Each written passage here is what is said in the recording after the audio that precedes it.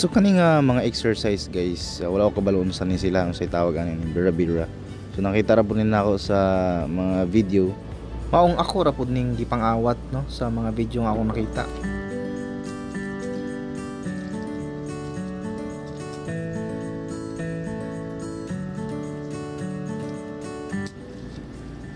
Kani nga exercise is git open ata mo tawagan.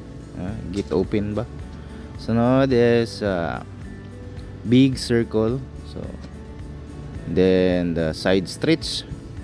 Pataka ra mo ingon, but mao ba kani yung gipangingon. Basta kay ako ra pud nilang nakita.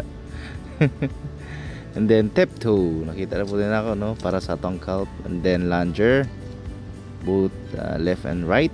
And then side lunger, deep side.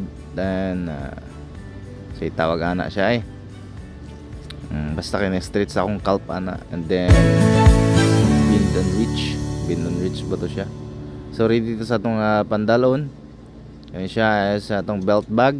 And then reflectorized belt in case kung magabinan ta, which is dili man siguro ta gibinan kay kusog putawdagan.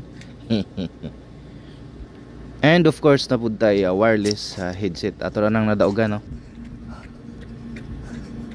1K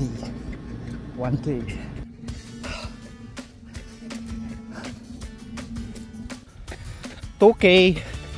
Eh 2K to 2K guys.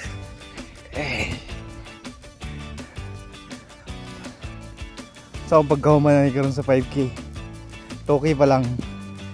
Imbis mga tuturon ako murag na may musagol nga lain. So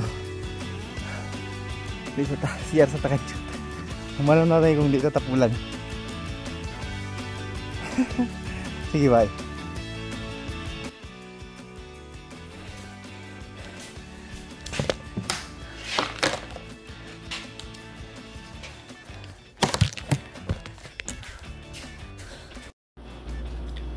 Kain nung success ang bata gikan ta nag-deposit ani guys and success kayo.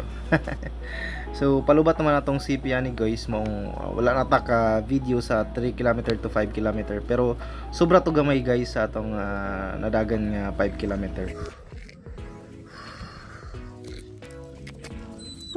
Pugsit. Mao ni si Pugsit guys ang kinakausgang ero namo dire. May gani siya paluiloy ug mao ra to guys ang atong 5K journey. Sabay na pug ko ninyo guys sa sunod na ako nga mga video. Daghang salamat gang, peace out you.